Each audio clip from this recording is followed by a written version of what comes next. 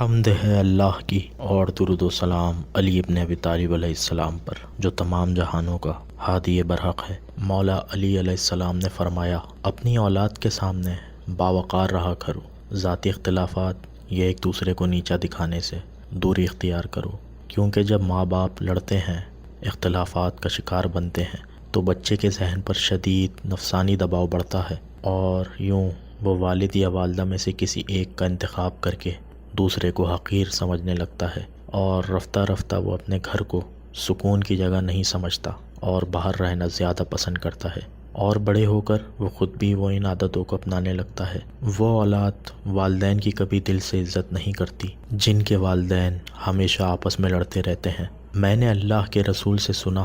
کہ جس گھر میں بچوں کے سامنے ماں باپ لڑتے ہیں تو اللہ تعالیٰ اس گھر پہ لعنت برساتا ہے۔ ان والدین کے پاس نہ فرما بردار اولاد رہتی ہے، نہ گھر کا سکون، نہ رزق اور نہ ہی خوشحالی۔ ہماری ویڈیو کو لائک کریں، ہمارے چینل نقطہ با کو سبسکرائب کریں اور بیل آئیکن پر ضرور کلک کریں تاکہ مزید ویڈیوز کے نوٹیفیکیشن آپ تک پہنچ سکیں۔